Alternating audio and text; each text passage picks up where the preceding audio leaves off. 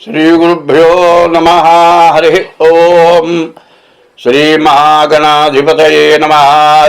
श्रीमहासरस्वत्यै नमः। श्रीगुरुभ्यो नमः। हरि ओम।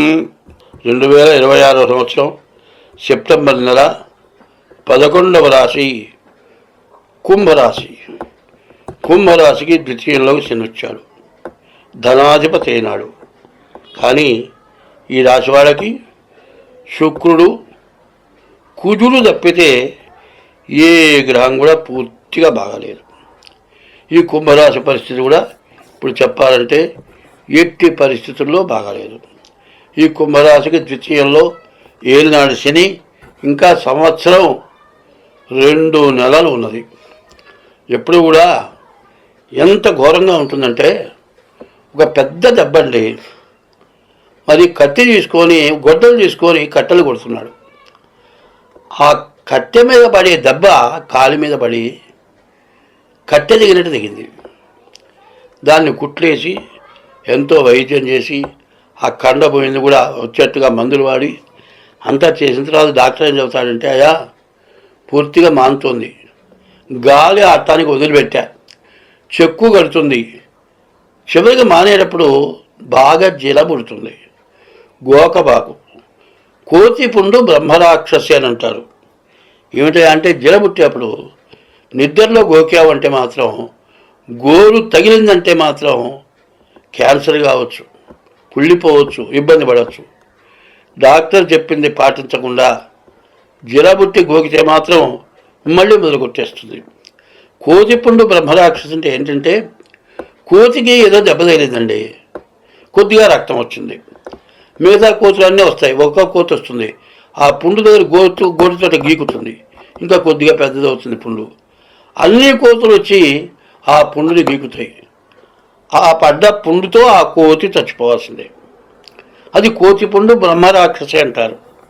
అట్లాగే ఈ కుంభరాశి పరిస్థితి ఏంటంటే, చిన్న దెబ్బ కూడా అజాగ్రత్త వల్ల మరి ఆ దెబ్బని పూర్తిగా నయం చేసుకోకుండా అశ్రద్ధ వల్ల నష్టపడి ప్రాణాపాయం కూడా తెచ్చుకునే పరిస్థితులు కనబడుతూ ఉన్నాయి.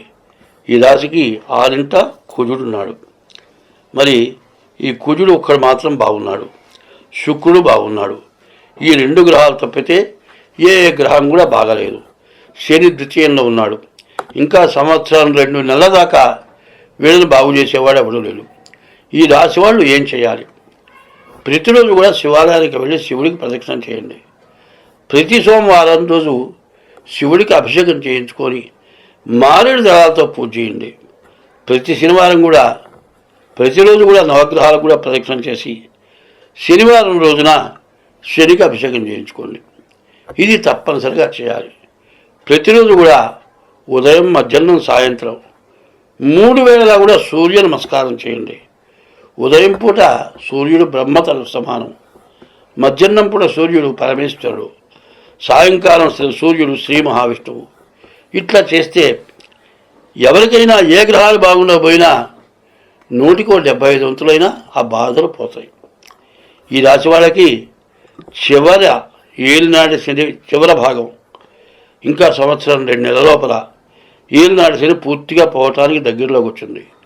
కాబట్టి మీరు జాగ్రత్త పడాలంటే ముందు డేట్ ఆఫ్ బర్త్ ద్వారా జాతకం చూపించుకోవటం ఒకటి, 2 శివాలయానికి వెళ్ళి శివుడికి ప్రదక్షిణ చేయటం ఒకటి, తర్వాత శివుడికి అభిషేకం చేయించుకోవటం, శనికి అభిషేకం చేయించుకోవటం, గోవుకి ఆహారం పెట్టడం.